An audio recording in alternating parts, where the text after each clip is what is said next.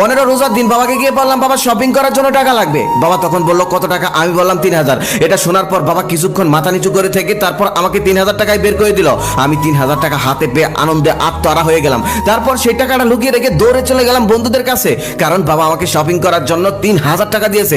এই গল্পটা তো সবার সাথে করতে হবে। সকল বন্ধুদের সাথে সেই গল্প করার পর ইফতারে কিছুক্ষণ আগে বাসায় ফিরে আসলাম। বাসায় এসে ইফতার করে নামাজ পড়ে ঘরে শুয়ে শুয়ে ফেসবুকিং করছিলাম। ঠিক সেই সময় পাশের রুম থেকে মায়ের চাপা কণ্ঠের আওয়াজ আমার কানে ভেসে আসলো। মা বাবাকে বলতেছে ছেলেকে 3000 টাকায় শপিং করার জন্য দিতে হবে কেন? ঘরে তো 3000 টাকাই ছিল, ওরে তো 1500 টাকাও দিতে পারতে। আমরা কি জমিদার? এখন তুমি কিনবে কি? ঈদের জন্য তো কিছুই কেনাকাটা হয়নি, এখন তো ঘরের চুলোই জ্বলবে না। বাবা তখন মাকে বলতেছে বাদ দাও তো, আমরা জমিদার নই, তাতে কি হয়েছে? তবে আমাদের ছেলে কলেজে পড়ে, ওখানে কত বড় লোক বন্ধুদের সাথে মেলামেশা করে, ওর ভালো কাপড় চোপড় কেনার দরকার আছে। আর হ্যাঁ, ঈদের তো অনেক বাকি আছে, আমি কোনো একটা ব্যবস্থা করে ফেলবো, টাকার ব্যবস্থা হয়ে যাবে, তুমি কোনো চিন্তা করো না। আর আমাদের ছেলেই তো সব, আমাদের ছেলে ছাড়া আর কি আছে? ওকে ছাড়া আমরা কাকে দেবো?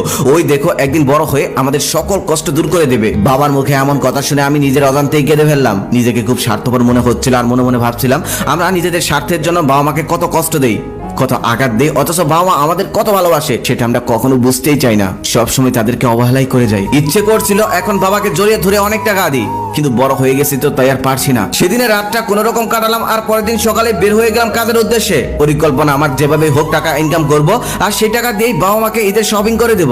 আর এই ঈদের সমস্ত খরচগুলো আমিই করব। রোজা ছিলাম যার কারণে মাও খাওয়ার জন্য চিন্তা করতো না। সকালে বের হয়ে যেতাম, আবার বিকেলে বাসায় আসতাম। যদিও বাসায় আসার পর মা একটু বকাঝকা করতো, কিন্তু আমি কিছুই বলতাম না, কারণ আমি তখন দিন মজুরি খাটতাম। শুধু বাবা মায়ের জন্য জীবনের প্রথম টানা 12 দিন মজুরি খাটলাম। সেদিন রাতে বাসায় এসে শুয়ে আছি, ঠিক সেই সময় মা এসে বলতেছে কিরে রিহান, তুই না টাকা নিলি শপিং করার জন্য, কিন্তু শপিং তো করলি না। আমি তখন বললাম শপিং করব তো, সময় আছে এখনো 3 দিন। মা তখন বলল কই সময় আছে, সবাই শপিং করে ফেলছে, আর তুই কোথায় যেন চলে যাস, সারাদিন বাসায় থাকিস না, শপিংটা করছিস না কেন? কালকের মধ্যে যেভাবে হোক শপিং করে ফেলবি। আমি তখন বললাম কই সবাই করেছে, তুমি আর বাবা কি কিনেছো দেখি, দেখাও তো আমাকে।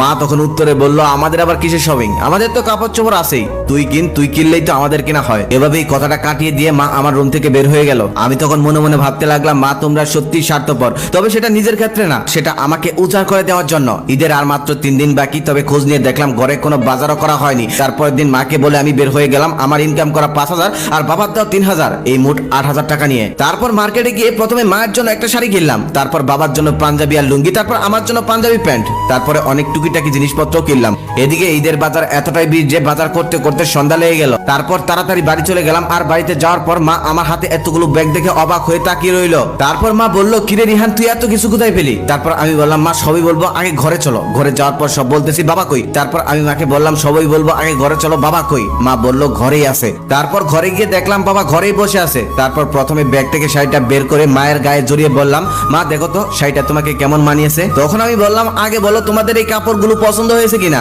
জীবনে কখনোই কিনিনি, জীবনে প্রথম কিনেছি, যদি পছন্দ না হয় তারপরও আমার কিছু করার নেই। বাবা তখন আমাকে বলতেছে তুই আগে বল তুই এত কিছু কেনার জন্য টাকা কোথায় পেলি? আমি বাবাকে বললাম রাগ করো না, আমি আসলে কোনো খারাপ কাজ করিনি, আমি রফিক আঙ্কেলের সাথে 12 দিন দিন মজুরি করেছিলাম, সেই টাকা আর তোমার দেওয়া টাকা দিয়ে এত কিছু কিনেছি। এটা বলার সাথে সাথে বাবা রেগে গিয়ে আমার গালে একটা থাপ্পড় মেরে বাবা বলল তোর এত বড় সাহস কি করে হয়, রোজা রেখে তুই কি করে দিন মজুরি করিস? কাজ করার জন্য অনেক সময় পড়ে আছে, এমন কাজ যদি আর কখনো করিস তাহলে দেখে নিস আমার থেকে খারাপ আর কেউ হবে না। এই বলে সমস্ত কাপড় চোপড় ফেলে দিয়ে বাবা আর মা রুম থেকে বের হয়ে গেল। এবার তো আমি নিজে অবাক হয়ে গেলাম, কোথায় ভেবেছিলাম বাবা মা এসব দেখার পর খুশি হবে, তা না করে আমার উপর উল্টো রাগ করে বসলো। সবকিছু তখনও অগোছালো হয়ে বিছানার মধ্যেই পড়ে আছে, আমি শুয়ে আছি। ঠিক সেই সময় বাবা এসে বলল কিরে রিহান খেয়েছিস? আমি আস্তে আস্তে বললাম না খাবো না, আমার এখন খিদে নেই। বাবা তখন বলল আয় খেতে আয়। বাবাকে খুব ভয় করি তো তাই এক কথাই চলে গেলাম খেতে। তারপর মুখ বুজে খেয়ে নিলাম আর কোনো কথা না বলে সেখান থেকে চলে আসলাম। রাত 10টার সময় দেখি আব্বা আম্মা দুজনে আমার রুমে আসলো। এসে বাবা বলতেছে কিরে আমার লুঙ্গি পাঞ্জাবি কি দিবি না? তখন আমি তাড়াতাড়ি করে উঠে ব্যাগ থেকে লুঙ্গি পাঞ্জাবিটা বের করে বাবার হাতে দিলাম। বাবা দেখে কাঁদছে। তখন আমি বললাম বাবা আমি কি কোনো ভুল করেছি? ভুল করলে বলো। বাবা তখন বলতেছে না রে তুই কোনো ভুল করিসনি, আজকে আমার বাবা হিসেবে সত্যি গর্ববোধ হচ্ছে। আজকে আমি অনেক খুশি, ছেলের প্রথম ইনকামের টাকায় কোনো কিছু পেলে বাবা মারা কত খুশি হয় সেটা একমাত্র যেই বাবা মায়েরা পেয়েছে তারাই বলতে পারবে। তুই তখন বলেছিলি না পছন্দ হয়েছে কিনা, তাহলে শোন সারা দুনিয়া খুঁজলেও এর মতো পাঞ্জাবি আমি আর কোথাও পাবো না। এগুলো আমার কাছে অনেক দামি রে, এগুলোকে আমি যত্ন করে রেখে দিব, কারণ এগুলো হলো আমাদের আদরের সন্তানের জীবনের প্রথম ইনকাম করা টাকায় কেনা। এই বলেই বাবা আমাকে জড়িয়ে ধরলো। সেদিন খুব চিৎকার করে বলতে ইচ্ছে করছিল আজকে আমি পৃথিবীর সব থেকে সুখী মানুষ। সেদিন বুঝতে পেরেছিলাম আসলে বাবা মা কি জিনিস, তাদেরকে খুশি করার জন্য অনেক বড় কিছু প্রয়োজন হয় না, সামান্যতেই তারা অনেক খুশি। সুখে থাকুক পৃথিবীর সমস্ত এরকম বাবা মাগুলি, যারা নিয়ে নয় দিয়েই সবসময় খুশি। এই গল্পটা শোনার পর আপনার চোখে যদি জল এসে থাকে, তাহলে আপনিও আপনার বাবা মাকে অনেক বেশি